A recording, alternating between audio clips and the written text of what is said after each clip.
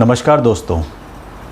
आज उस भारत जिसे सोने की चिड़िया कहा जाता था के बारे में कुछ ऐसी बातें जानने की कोशिश करेंगे जिसके बारे में बहुत से लोगों ने सुना तो है, लेकिन जानते कितना है ये मुझे भी नहीं पता।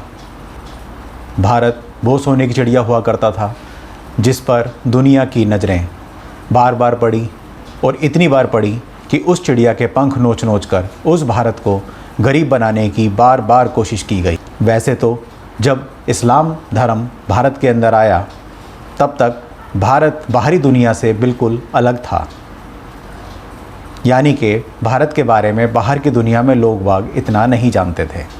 धीरे धीरे बाहर की दुनिया को भारत के बारे में जब पता चला तो यह भी पता चला कि भारत के लोग कितने समृद्ध और कितने खुशहाल हैं।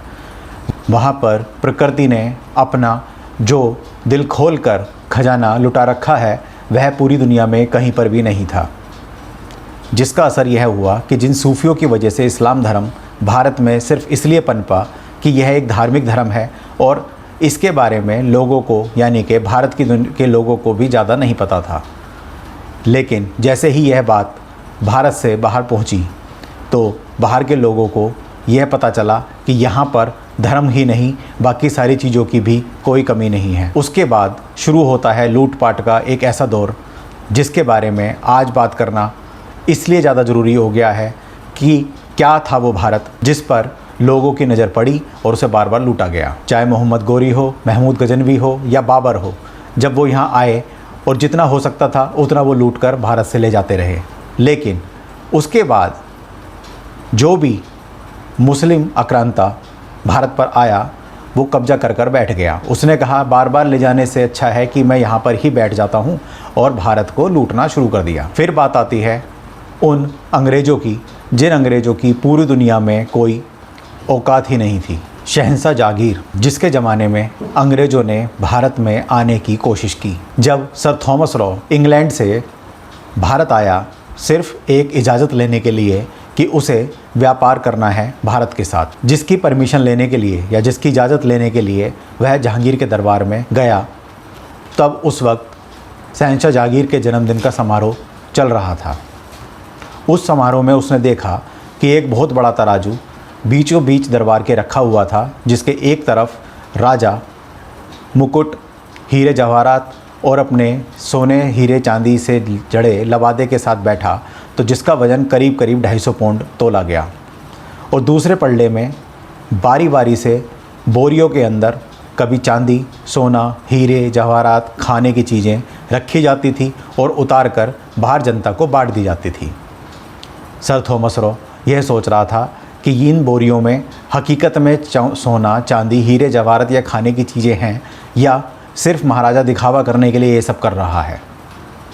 उसने बहुत कोशिश की कि मुझे भी भारत में व्यापार करने की इजाज़त मिल जाए, लेकिन भारत का शहंशाह जो ये कहता था कि इंग्लिस्तान एक छोटा सा टापू है जिसके साथ व्यापार करना यानी अपनी बेइज्जती कराना है। उस वक्त भारत सिर्फ ईरान या अरब के एक दो देशों के साथ ही व्यापार करता था। सर थॉमस ने हिम्मत नहीं हारी। उस समारोह के करीब 3 साल बाद जहांगीर से तो इजाज़त नहीं पा सका, लेकिन उस समारोह के ठीक 3 साल बाद यानी आज से करीब करीब 400 साल पहले वह शाहजहां से सन 1618 में एक हस्ताक्षर कराने में कामयाब रहा, जिसकी वजह से ईस्ट इंडिया कंपनी को भारत में व्यापार करने की इजाज़त मिल गई। यह इजाज़त इस तरह से साबित हुई जिस तरह से एक कहानी में किसी ने एक टेंट के अंदर ऊँट को सिर्फ मुँह रखने की जगह दे दी थी। धीरे धीरे वह ऊँट उस टेंट के अंदर बैठ गया और टेंट को ही उखाड़ फेंका। ऐसा ही कुछ ईस्ट इंडिया कंपनी ने भी भारत के साथ किया। ईस्ट इंडिया कंपनी और ब्रिटिश हुकूमत के कारण करीब 3 करोड़ भारतीय अकाल मृत्यु से मौत को प्राप्त हुए।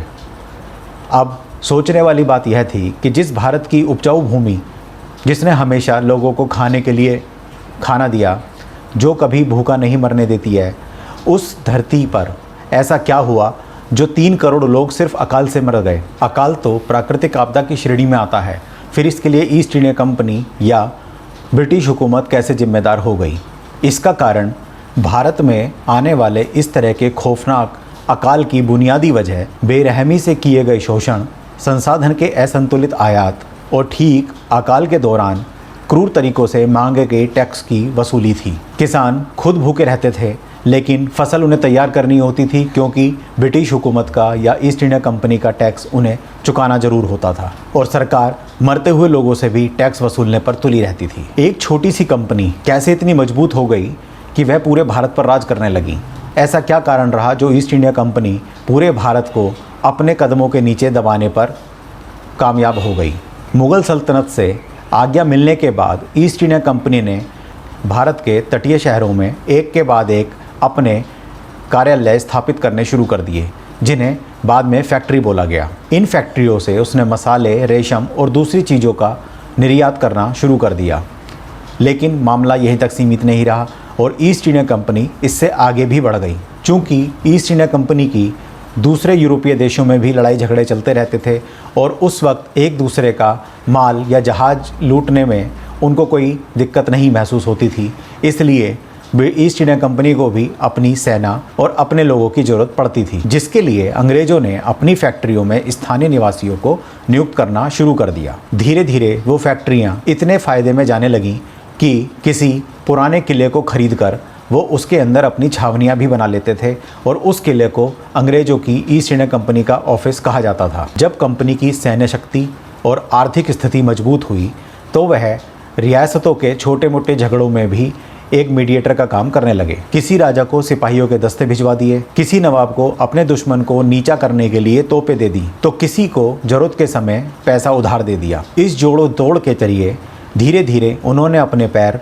तटीय स्थानों से आगे फैलाने शुरू कर दिए। ईस्ट इंडिया कंपनी के इस विस्तार में महत्वपूर्ण पड़ाव आया सन 1757 में, जब अंग्रेज़ों ने सिराजुद्दौला की फ़ौज को हराकर प्लासी का युद्ध जीत लिया। इस जंग के बाद क्लाइव ने सिराजुद्दौला की दौलत को इस तरह जहाज़ों से लंदन भिजवा दिया, जिस तरह उस लड़ाई से करीब 18 साल पहले नादिर शाह भारत की दौलत को लूटकर ईरान ले गया था। अब नौबत यहाँ तक आ गई थी कि सन 1803 में भारत का शहंशाह, जिसके पूर्वज के दरबार में कभी अंग्रेज़ खड़े होकर सिर्फ व्यापार करने की परमिशन मांग रहे थे, आज वो शहंशाह उसी ईस्ट इंडिया कंपनी की पेंशन पर आश्रित था। सबसे ज़्यादा हैरान करने वाली बात यह थी कि यह काम किसी ब्रिटिश हुकूमत ने नहीं किया, सिर्फ एक ईस्ट इंडिया कंपनी ने किया, जिसका सिर्फ एक उसूल था, हर मुमकिन हथकंडे अपनाकर अपने भागीदारों के लिए फ़ायदा कमाना। यह कंपनी लंदन के एक छोटे से ऑफिस में काम करती थी और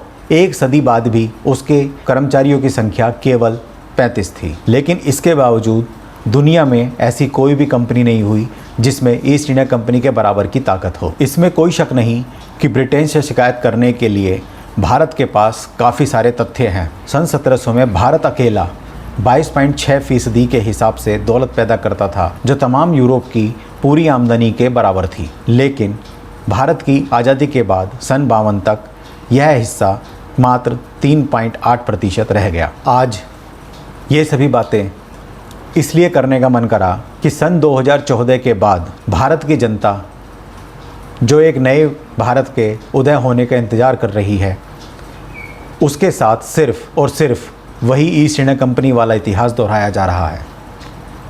कभी नोटबंदी, कभी जीएसटी, कभी कोरोना की वजह से पूर्णबंदी, यानी भारत की जनता के आय के सारे स्रोत ख़त्म करने के बावजूद भी सरकार हर सरकारी कंपनी को बेचकर निजी क्षेत्रों में देना चाह रही है और देती भी जा रही है। ना तो टैक्स में कोई कटौती हो रही है, ना महंगाई कुछ कम हो रही है, स्रोत आय के ख़त्म होते जा रहे हैं। उसके बाद भी सरकार यह सोचने पर जरा सा भी गवारा नहीं करती कि आम आदमी क्या करेगा। डर सिर्फ ये लगा रहता है कि जिस अकाल को प्राकृतिक कहा जाता है, कभी ऐसा ना हो कि इस आर्थिक मंदी की वजह से वह अकाल एक बार फिर दोहराया जाए। क्या आबादी कम करने का यही एक तरीका होता है? लेकिन भारत वह भारत है जिसने इतनी सारी परेशानियों को झेलने के बाद भी अपने आप को वापस खड़ा किया है और दुनिया के सामने जाकर आंखें में आंखें डालकर सिर्फ ये कहा है कि अगर प्रकृति ने भारत को मजबूती प्रदान करने के लिए अपनी बाहें फैला रखी हैं, तो भारत के लोग भी इतने कमज़ोर नहीं हैं जो इन छोटी छोटी या बड़ी बड़ी आपदाओं से घबराकर अपने घर में बैठ जाएंगे। कितनी भी बड़ी मुसीबत आए, भारत के लोग फिर भारत को समृद्धशाली और उन्नति के पथ पर ले जाने की काबिलियत रखते हैं। मैं एक बार फिर यही बात कहना चाहता हूँ कि कितना भी परेशान हो, कितना भी सरकारी दिक्कत हो, कोई सरकार जनता की सुने या ना सुने, लेकिन अगर जनता ये ठान ले कि हमें भारत को फिर उसी ऊंचाई तक पहुंचाना है और फिर वही सोने की चिड़िया कहलाना है, तो हमें एक बार फिर ज़मीन से उठकर खड़े होकर दौड़ लगाने के लिए खुद को तैयार करना होगा। नमस्कार।